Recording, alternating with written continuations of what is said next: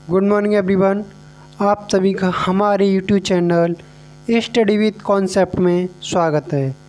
आज हम सिंधु घाटी सभ्यता के बारे में पढ़ेंगे कि यह सभ्यता अस्तित्व में कैसे आई और इसका विकास कैसे हुआ। सिंधु घाटी सभ्यता को किन किन नामों से जाना जाता है। इसे विभिन्न नामों से जाना जाता है, जैसे सिंधु घाटी सभ्यता। नंबर 1 है सिंधु घाटी सभ्यता को सिंधु घाटी सभ्यता ही क्यों कहा जाता है? क्योंकि सिंधु नदी की घाटी में बसने के कारण इस सभ्यता का विकास हुआ। जो पाकिस्तान में वर्तमान में पाकिस्तान में जो नदी सिंधु नदी बहती है, उसी नदी में इस सभ्यता का विकास हुआ, इसलिए सिंधु घाटी सभ्यता कहा जाता है। इसे कांस्य युगीन सभ्यता भी कहा जाता है। कांस्य युगीन सभ्यता क्यों कहा जाता है? क्योंकि इस सभ्यता के लोगों को कांसा बनाने की तकनीकी की खोज कर ली थी। इस सभ्यता के लोगों ने कांसा बनाने की तकनीकी की खोज कर ली थी। यह लोग तांबा तथा टिन से कांसा बनाते थे। आगे है हड़प्पा सभ्यता। इसे हड़प्पा सभ्यता क्यों कहा गया? इस सभ्यता का सबसे पहले खोजा गया शहर हड़प्पा था, इसलिए इसे हड़प्पा सभ्यता भी कहा गया। यानी कि जब सिंधु घाटी सभ्यता की खुदाई प्रारंभ हुई तो सबसे पहले जो सबसे बड़ा शहर खोजा गया वह हड़प्पा शहर था, इसलिए इसे हड़प्पा सभ्यता भी कहा गया। लेकिन बाद में मोहनजोदड़ो भी इससे बड़ा शहर खोजा गया, इसलिए इसका नाम सिंधु घाटी सभ्यता ही रहने दिया। इसे नगरीय सभ्यता भी कहा जाता है। नगरीय सभ्यता क्यों कहा जाता है? क्योंकि सभ्यता का शहरीकरण होने के कारण, यानी कि नगर या शहर एक ही बात होती है। इस सभ्यता में शहर जैसे मूलभूत सुविधाएं थीं, जैसे पक्के मकान थे इस सभ्यता के, पक्की नालियाँ थीं, पक्की सड़कें थीं, बड़े बड़े स्नानागार थे। स्नानागार मतलब नहाने के, जिसे हम स्विमिंग पूल भी कहते हैं। बड़े बड़े अन्नागार थे। अन्नागार मतलब अन्न रखने के आगार में गोदाम या भंडार। बड़े बड़े भंडार थे, गोदाम अन्न रखने के लिए। खेलने के मैदान थे। इस पिक्चर में देखा जा सकता है कि इस सभ्यता का जो एक पिक्चर है, इस मकान की जो बनावट है वो काफ़ी शहरीकरण से मिलजुली है। इस सभ्यता को इसलिए नगरीय सभ्यता कहा जाता है। यह सभ्यता मातृसत्तात्मक सभ्यता भी कहा जाता है, क्योंकि महिलाओं का वर्चस्व, ऐसा माना जाता है कि महिलाओं का वर्चस्व अधिक था। इसका अनुमान खुदाई में मिली मातृ देवी की मूर्ति से लगाया जाता है। लोगों का मानना था कि यह सभ्यता मातृसत्तात्मक थी। यहाँ पे माताओं का शासन चलता था, मतलब महिलाओं का शासन चलता था। महिलाओं का जो बोल देती थी वही कार्य किया जाता था। जैसे आजकल हमारे घरों में बड़े बुजुर्ग लोग या पुरुष लोग जो बोल देते हैं वही कार्य होता है, खासकर महिलाओं की नहीं चलती। इसी तरह से जो सिंधु घाटी सभ्यता थी उसमें महिलाओं का वर्चस्व या महिलाओं का बोलबाला अधिक था। इसमें मातृ देवी की एक तस्वीर को, मूर्ति को जो मिली थी सिंधु घाटी की खुदाई में दिखाया गया है, इसलिए इसकी मूर्ति जो खुदाई मिलती उसी के आधार पर अनुमान लगाया गया कि यह सिंधु सभ्यता मात्र सत्तात्मक रही होगी।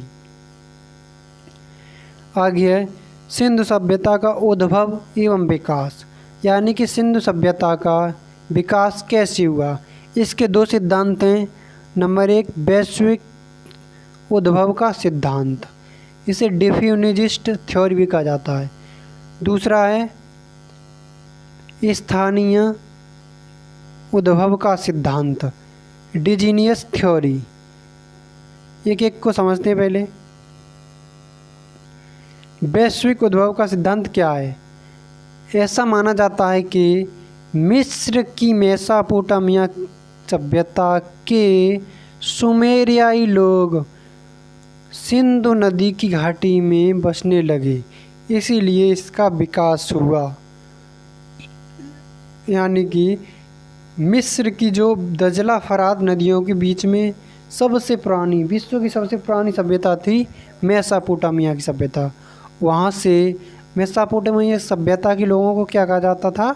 सुमेरियाई। जैसे कि सिंधु घाटी सभ्यता के लोगों को कहा जाता था सिंधु, उसी तरह मेसोपोटामिया की सभ्यता के लोगों को कहा जाता था सुमेरियाई।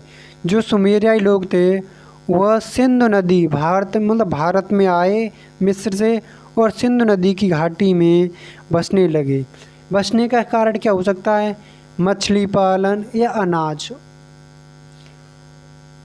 इसका समर्थन करने वाले कुछ पुरातत्वविद हैं, जैसे जॉन मार्शल, दयाराम साहनी और राखलदास बनर्जी। इन्होंने यह सिद्धांत का समर्थन किया कि यह सभ्यता वैश्विक सभ्यता हो सकती है, यानी कि यह सभ्यता भारत से आए हुए लोगों द्वारा बसाई गई। समर्थकों के इन्होंने विचार दिया कि इन लोगों का मानना था कि सिंधु घाटी सभ्यता और मेसोपोटामिया की सभ्यता में कई समानताएं मिली हैं, इसलिए इन्होंने माना कि हो सकता है कि मेसोपोटामिया के लोग यहाँ पे आए हों, उससे सिंधु सभ्यता का विकास हुआ हो। इसके साक्ष्य कुछ, जैसे दोनों सभ्यताएं नदी के किनारे विकसित हुई। जैसे कि मेसोपोटामिया की सभ्यता दजला फरात नदियों के बीच विकसित हुई, उसी प्रकार सिंधु सभ्यता सिंधु नदी या उसकी सहायक नदियों के आसपास विकसित हुई। दोनों सभ्यताएं कृषि पर आधारित थीं, यानी कि दोनों सभ्यताओं का अर्थव्यवस्था पर निर्भर करती थीं।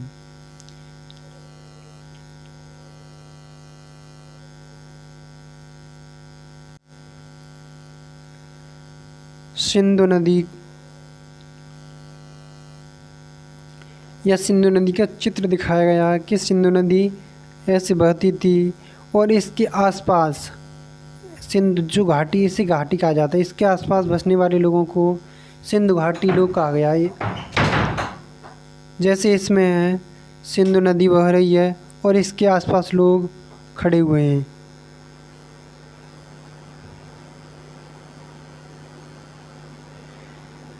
तीसरा साक्ष्य इसका कि दोनों सभ्यताओं से चावल और जौ के साक्ष्य मिले हैं। इन दोनों सभ्यताओं से ही चावल और जौ के साक्ष्य मिले हैं, इसलिए कहा जाता है कि शायद यह सिंधु घाटी सभ्यता मेसोपोटामिया की सभ्यता से आए हुए लोगों द्वारा बसाई गई होगी। इसका दूसरा सिद्धांत है स्थानीय उद्भव का सिद्धांत। कुछ लोग इसका समर्थन करते हैं।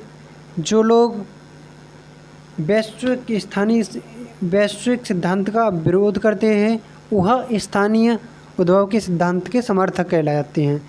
जैसे इसमें कुछ पुरातत्वविद थे, इनका मानना था कि सिंधु घाटी सभ्यता का उद्भव स्थानीय नवपाषाणकालीन बस्तियों से हुआ है। इनका मानना था कि जो सिंधु घाटी सभ्यता का विकास हुआ है या उदय हुआ है वह नवपाषाणकालीन बस्तियां थीं, उनके एक क्रम व्यवस्थित बसने के कारण हुआ था। इनका विचार था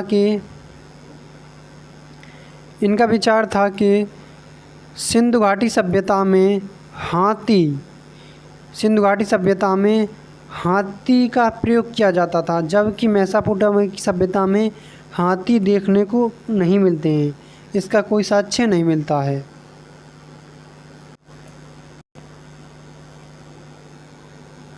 नंबर 2 है स्थानीय उद्भव का सिद्धांत। इनके अलावा अन्य जो पुरातत्वविद थे उनका मानना था कि सिंधु घाटी सभ्यता का विकास या उदय स्थानीय नवपाषाणकालीन बस्तियों से हुआ है। उनका मानना था कि 7000 ईसा पूर्व यानी कि आज से लगभग 7000 वह और 2023 9023 साल पहले इन लोगों का मानना था कि पाकिस्तान के बलूचिस्तान में स्थित मेहरगढ़, कौन सा पाकिस्तान के बलूचिस्तान में एक स्थान का नाम है मेहरगढ़ नामक स्थान पर इस सभ्यता का बसना शुरू हुआ।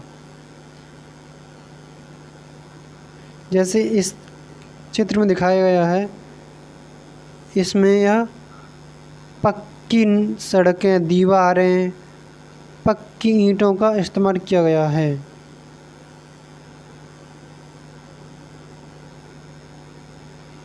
पाँच सौ ईसा पूर्व इन लोगों का मानना था कि इसका विकास स्थानीय लोगों द्वारा किया गया है। इन्होंने कहा कि गेहूँ, जौ, भेड़ बकरी पालना शुरू किया, जिससे कृषि बस्तियों का निर्माण हुआ। इन्होंने कहा कि 7000 ईसा पूर्व जौ, गेहूँ तथा भेड़ बकरी पालना शुरू किया, जिससे कृषि बस्तियों का निर्माण हुआ।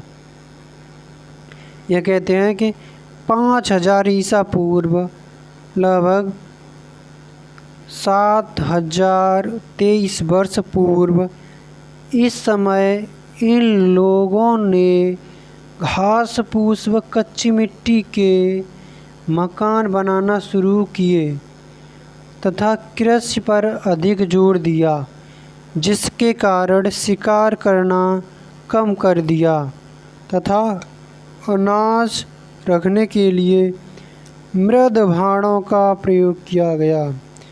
इन्होंने कृषि करना शुरू कर दिया।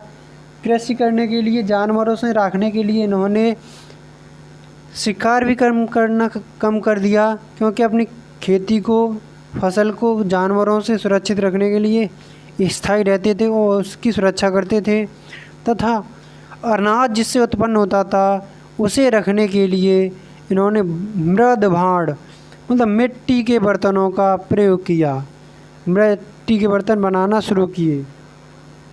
आगे है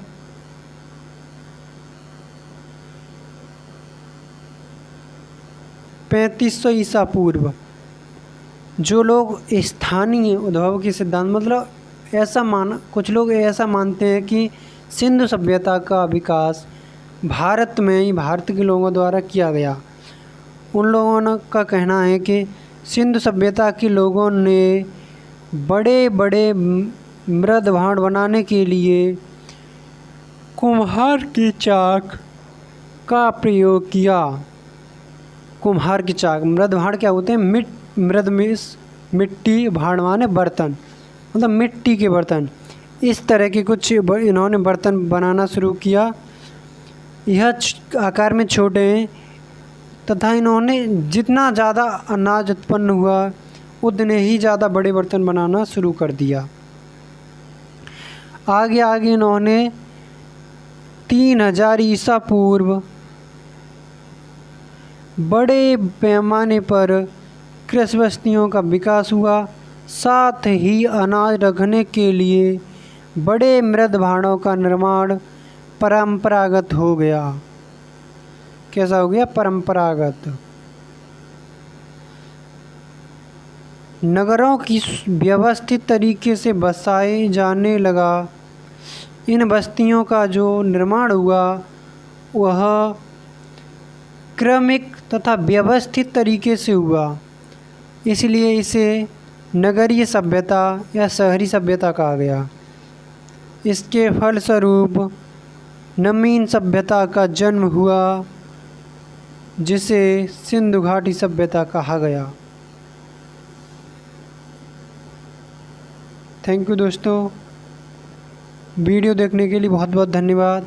हमारे YouTube channel study with concept को लाइक करें, शेयर करें एंड सब्सक्राइब कीजिए। धन्यवाद।